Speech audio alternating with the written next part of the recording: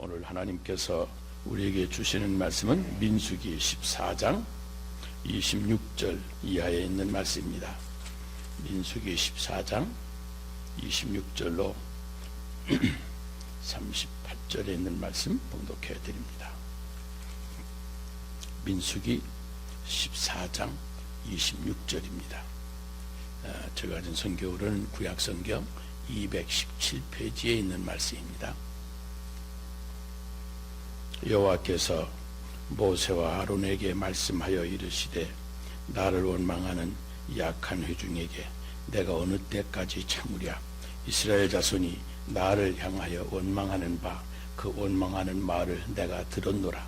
그들에게 이르기를 여호와의 말씀에 내 삶을 두고 맹세하노라. 너희 말이 내 귀에 들린 대로 내가 너희에게 행하리니 너의 시체가 이 광야에 엎드려질 것이라. 너희 중에서 20세 이상으로서 계수된 자 곧 나를 원망한 자 전부가 여분네 아들 갈렙과 눈의 아들 여호수아 외에는 내가 맹세하여 너희에게 살게 하리라 한 땅에 결단코 들어가지 못하리라. 너희가 사로잡히겠다고 말하던 너희의 유아들은 내가 인도하여 드리리니 그들은 너희가 싫어하면 땅을 보려니와 너희의 시체는 이 광야에 엎드려질 것이요 너희의 자녀들은 너희의 반역한 죄를 지고 너희의 시체가 광야에 소멸되기까지 40년을 광야에서 방황하는 자가 되리라.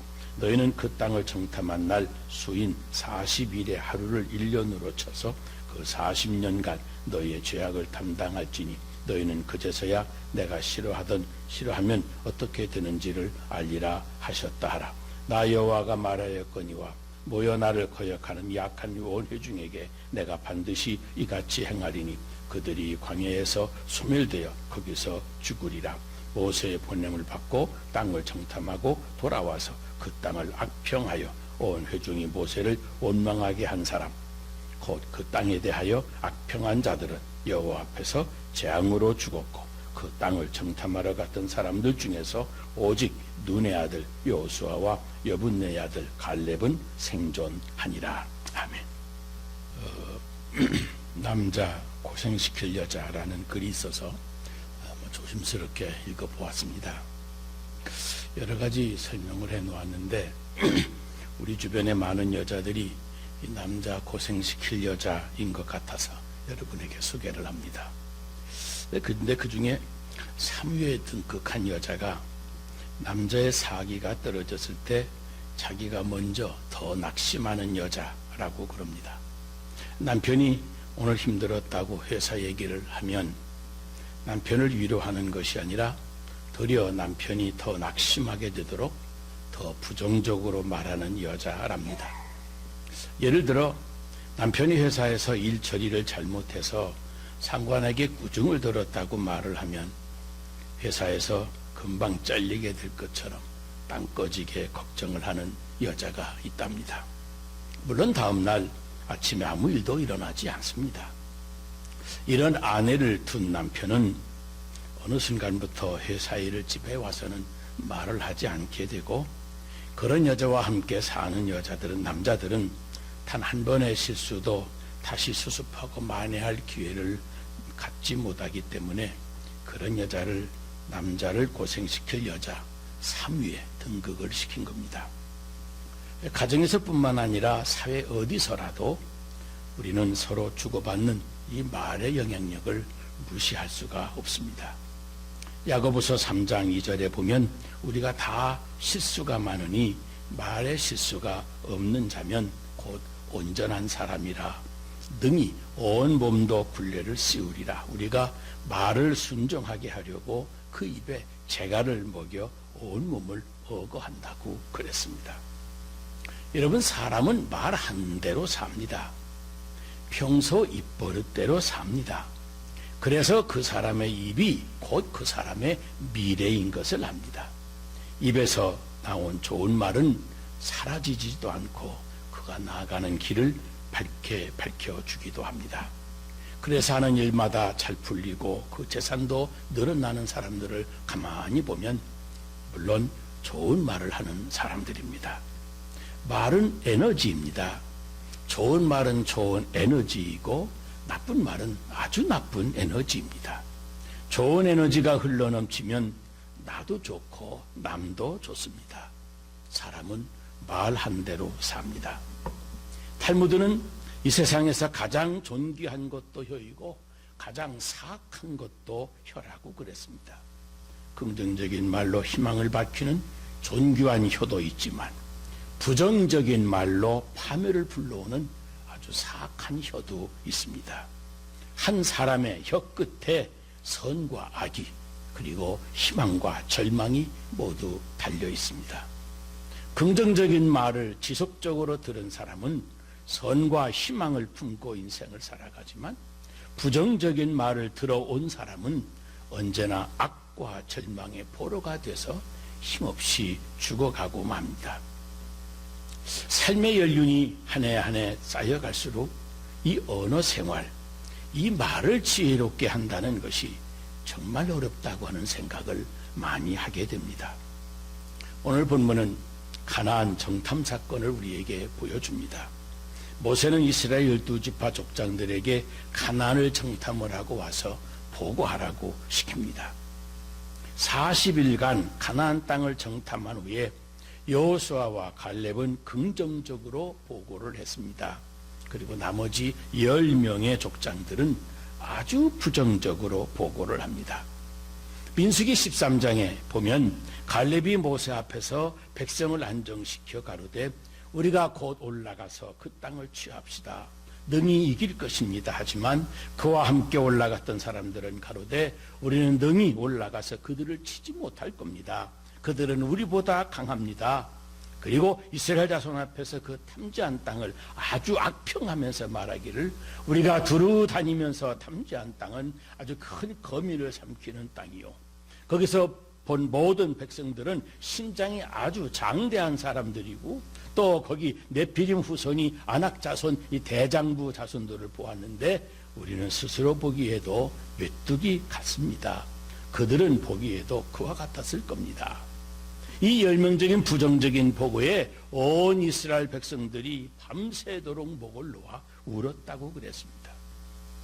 그러면서 자기들을 이곳으로 인도한 모세와 아론을 마침내 원망하면서 아주 무지막지하게 불평을 털어 놓았습니다. 그러자 이스라엘 백성 자손들이 다 모세와 아론을 함께 원망을 합니다. 온 회중이 그들에게 이르되 우리가 애굽 땅에서 죽었거나 그 광야에서 이미 죽었더라면 좋았을 것을 어찌해서 여호와가 우리를 이 땅으로 인도해서 이들의 칼에 망하게 하려고 하는가? 우리 처자가 사로잡힐 것이고 애굽에 돌아가는 것이 더 낫지 않겠느냐? 그러면서 한 장관을 세우고 애굽으로 돌아가자 하고 외쳤습니다.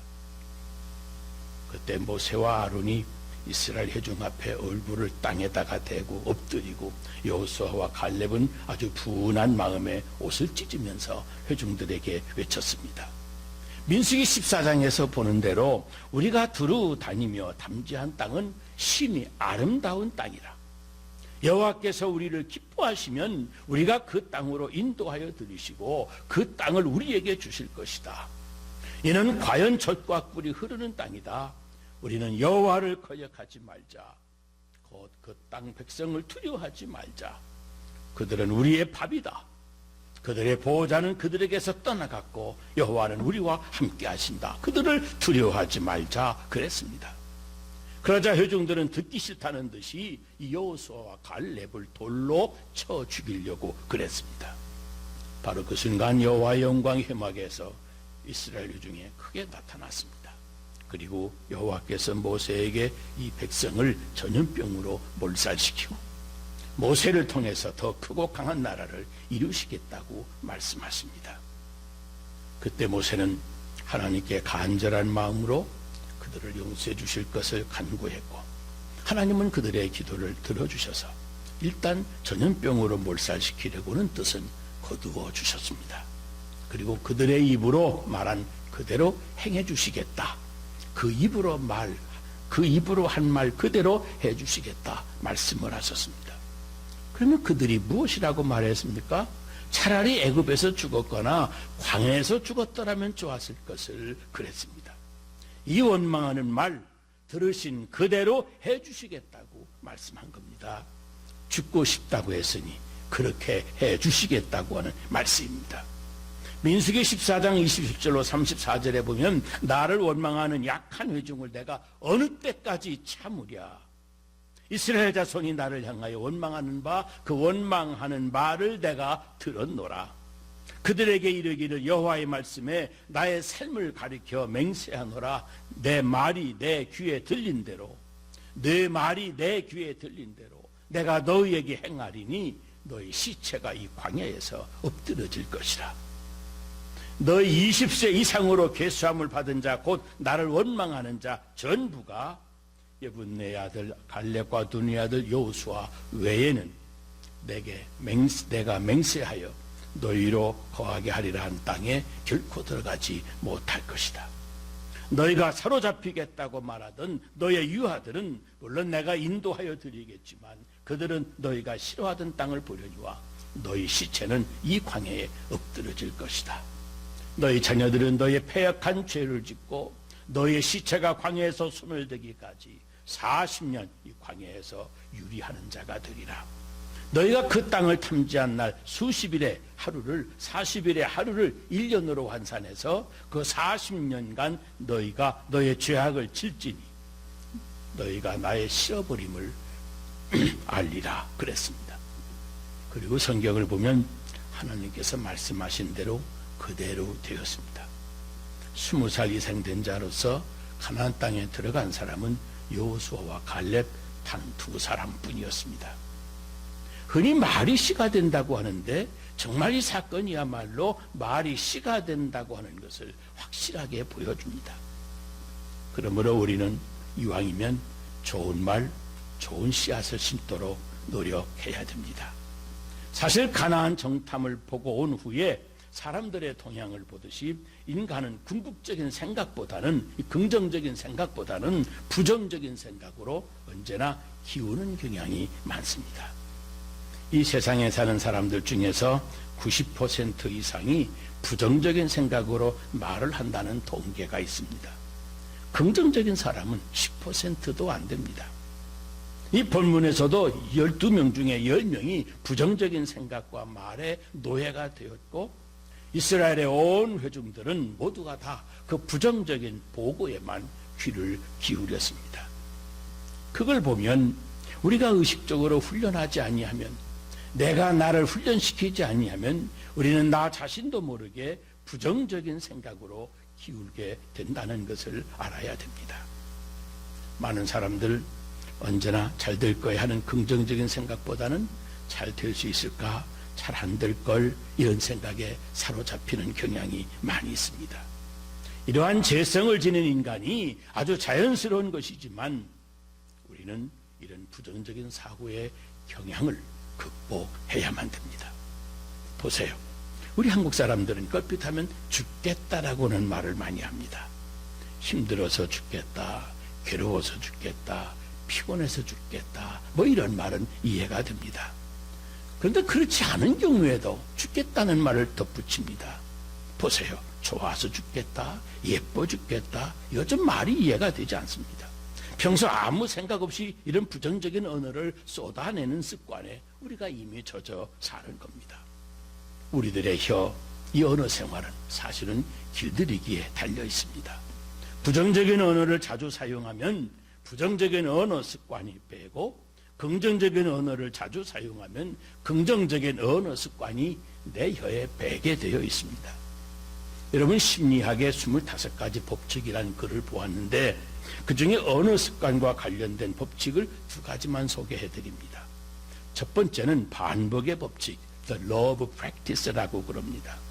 무엇이든지 계속 반복하다 보면 새로운 습관이 그에게 생기게 되는데 한 가지 새로운 습관이 개발되는 데는 약 21일간의 시간이 걸린다고 그럽니다. 그러니까 이 말하는 습관을 고치려고 마음만 먹으면 좋은 말, 좋게 말하는 사람이 될 수가 있다는 결론입니다. 그리고 또 언어 생활에 관련해서 아주 중요한 법칙으로 이 대체의 법칙, the law of substitution이라고 하는 것이 있습니다. 인간의 두뇌는 한 가지 종류의 생각에만 받아들인다는 겁니다. 한 가지 종류의 생각만 받아들이므로 두 종류의 생각을 동시에 가질 수 없다고 하는 겁니다. 예를 들면 절망이 우리 머리에 자리를 잡고 있으면 그 사람 머리는 그 순간에는 희망을 생각할 수가 없고, 미움으로 내 머리가 무엇인가에 채워지면 사랑의 개념이 내 머리에 들어설 자리가 없다는 겁니다. 우리의 의식은 긍정적이든 부정적이든 한 번에 한 가지씩만 담을 수 있다는 겁니다. 그래서 부정적인 생각을 긍정적인 생각으로 아예 대체해야 된다고 하는 겁니다. 예를 들면 이런 일은 해본 적이 없어 라고 하는 그런 부정적인 생각 대신에 이런 일을 처음으로 해볼 기회가 되었네 라고 생각하는 겁니다.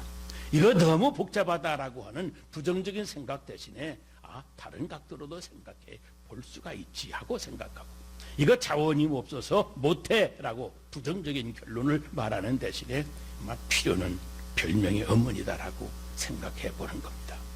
이만하면 됐는데 뭘 또 그래 하고 짜증하는 대신에 더 좋은 방법, 더 향상시킬 수는 없을까 하고 긍정적으로 생각하는 겁니다. 아주 힘들 거야, 어려운 일이니까 할지 모르지만 어려울 일이니까 한번 도전해 볼 만하잖아 하고 긍정적으로 생각하는 겁니다. 우리에게는 맞지 않아 라고 부정적으로 결론 내리는 대신에 한 번 더 생각해 보자 하고 또 노력을 하는 겁니다. 나는 할 수 없다라고 하는 대신에 할 수 있다고 생각을 바꾸어 보는 겁니다. 여러분, 뉴로 링귀스틱 프로그래밍이라고 하는 개념이 있습니다. 사람은 자기가 원하는 상태에 있는 것처럼, 내가 지금 원하고 있는 상태에 처해 있는 것처럼 그렇게 말을 하고 행동을 하면 그러면 실제 그런 상태에 쉽게 도달한다고 하는 학설입니다. 보세요. 행복해 하고 싶으면 지금 행복한 것처럼 말을 하고 행복한 것처럼 행동을 하라는 겁니다. 긍정적인 사람이 되려면 긍정적인 사고방식을 스스로 훈련해야 하고, 그러므로 긍정적으로 말하는 습관을 부정적인 상황인 지금부터 길러놔야 된다고 하는 겁니다. 우리는 이러한 심리학적인 법칙을 우리 영적인 세계에도 적용할 수가 있습니다. 소위 영적인 대체의 법칙입니다. 예수 그리스도 안에서 감사가 사라지면 그 자리에 불평이나 불만이 자리 잡게 됩니다.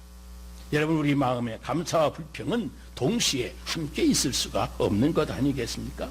그러므로 우리 입술에 적극적인 감사가 멈춘다면 어느새 내 마음에 원망과 불평이 찾아온다는 사실을 우리가 잊지 말아야 됩니다. 그러므로 항상 내 입술로 감사와 찬미의 제사를 드려야 됩니다. 긍정적인 언어 습관에 있어서 우리가 개발해야 할 것 중에 하나가 심리학자들은 칭찬이라고 말을 합니다. 칭찬은 귀로 먹는 보약이다 그럽니다. 칭찬은 고래도 춤을 추게 한다 그러지 않았습니까? 한 심리학자가 이 말의 영향력을 설명하기 위해서 이런 실험을 했답니다. 두 개의 화분에 같은 종류의 식물을 심고 동일한 환경을 똑같이 제공해 주었습니다. 두 개의 화분 모두 양지 바른 곳에 두었고 적당한 때 주기적으로 똑같이 물과 영양분을 공급해 주었습니다. 하지만 단 한 가지 조건을 달리했습니다. A라고 하는 화분에는 늘 칭찬과 격려의 말을 들려주었고, B라고 하는 화분에는 핀잔과 꾸중의 말을 들려주었습니다. 너는 꼭 좋은 꽃을 피울 수 있을 거야. 난 네가 얼마나 아름다운지 몰라. 넌 정말 꽃도 피기도 전에 참 멋있구나. 그리고 다른 화분에는 아예 말라 죽어라. 그것도 이파리라고 달고 사냐? 얘는 볼 때마다 내가 속이 상한다. 넌 왜 그 모양이냐? 옆에 있는 화초를 좀 봐라. 그냥 차라리 이대로 말라 죽어라. 그랬답니다. 그런데 A 화분은 그 말처럼 아름답게 자라서 아주 아름다운 꽃을 피웠는데, B라고 하는 화분 역시 그 말처럼 자라지도 않고 나중에는 그냥 말라 죽더랍니다. 말 못하는 식물도 말의 영향을 피하지 못합니다. 하물며 사람은 그 말을 알아듣는데 두말할 필요가 있겠습니까? 심리학자들은 말의 특성 중에 이 주문과 같은 면이 있다고 지적을 합니다. 말이란 그저 내뱉고 나면 그냥 사라지는 소리가 아니라고 하는 말입니다. 말은 그 말을 듣는 사람의 정서와 결합하면서 새로운 감정을 만들어내고 그 감정은 그 사람의 행동의 동력이 된다는 겁니다. 그리고 그 행동이 반복이 되면서 자신도 모르게 길들여지고 마침내 습관을 이루게 되는데, 습관이란 곧 그 사람의 운명을 결정해주는 중요한 요소라고 하는 겁니다. 보세요. 빌리 그레이엄 목사님, 그는 20세기가 낳은 세계적인 부흥사입니다. 이 시대에 그런 위대한 부흥사가 있다고 하는 것이 축복이라고 할 만한 그런 위대한 인물입니다. 그런데 그가 어려서는 동네 사람들의 눈살을 찌푸리게 하는 아주 골칫덩이였다고 그럽니다. 사람들은 저 아이는 도대체 뭐가 되려고 어려서부터 저러는지 몰라. 그리고 머리를 흔들었답니다. 그렇지만 그의 할머니만큼은 그를 대하는 말이 달랐습니다. 개구장이었던 손자의 머리를 쓰다보면서 너는 말을 잘하는 사람이다. 그 사람들의 마음을 끄는 재주가 있어. 그것만 네가 잘 살리면 크게 될 거야. 그랬답니다. 그 말 한마디가 그의 인생을 바꾸어 놓았습니다. 그래서 그는 세계적으로 가장 많은 영혼을 주님 앞에 이끌어오는 부흥사가 된 것입니다. 메가더 우리도 잘 압니다마는 그가 어려서 아주 말할 수 없는 개구장이였다고 그럽니다. 말썽을 피우고 사고를 치고 아이들을 몰고 다니면서 골목대장 노릇을 했답니다. 그런 모습을 보면서 동네 사람들이 그의 장래를 염려했습니다.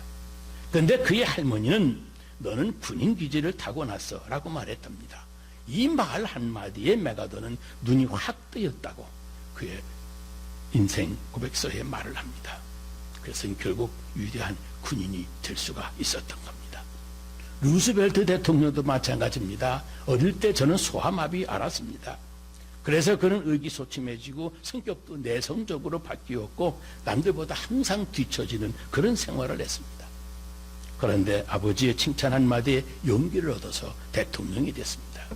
그 칭찬 한마디는 바로 다른 것 아닙니다. 너는 할 수 있어. You can do it. 그거였답니다. 긍정적인 이 아버지의 말 한마디에 의기소침했던 소아마비 환자가 세계적인 경제공황에서 미국을 살려내는 위대한 대통령이 되게 된 것입니다. 저는 태어날 때부터 장님입니다라고 하는 팻말을 목에 걸고 저 불란서 파리 비라보 다리 위에서 구걸을 하던 장님이 하나 있었습니다. 어느 날 지나던 사람이 구걸한 금액이 하루에 얼마가 되느냐고 물었습니다. 그 장님은 힘없이 10프랑밖에 안 된다고 대답했습니다. 그러나 그 행인은 목에 걸린 팻말에 그 글씨를 지우고 거기다 다른 글을 적어 주었습니다. 얼마 후에 그 행인이 다시 와서 인사하자 이 장님은 그 행인의 손을 꽉 붙잡고 물었습니다. 선생님께서 도대체 내 팻말에 무엇이라고 적어주셨기에 선생님이 그 글을 바꿔서 주신 다음 5배가 넘는 50프랑의 수입이 날마다 오릅니다. 도대체 뭐라고 적었습니까? 하고 물었습니다. 그 팻말에 봄이 오건만 저는 그것을 볼 수 없습니다. 라고 써놓았지요. 그럽니다. 태어날 때부터 장님이라고 하는 무미건조한 말보다는 봄이 오건만이라는 말이 사람들에게 정서적인 호소력을 주었던 겁니다. 여러분, 이 생명의 언어는 위대한 성공을 만들어냅니다.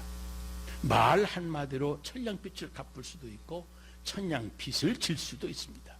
말 한마디로 사람의 생명을 살릴 수도 있고 그 생명을 죽일 수도 있습니다.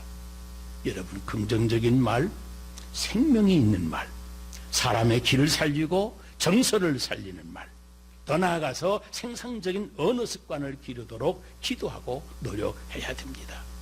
우리들의 말에 언제나 귀를 기울이시는 하나님이십니다. 그리고 당신의 귀에 들리시는 대로 그대로 응답하시고 인도하는 하나님을 우리는 믿습니다. 그런 하나님께서 좋은 말, 좋게 하는 습관 만들어 생활을 하는 여러분들 마음껏 축복해 주시기를 주의 이름으로 축원합니다. 기도하겠습니다.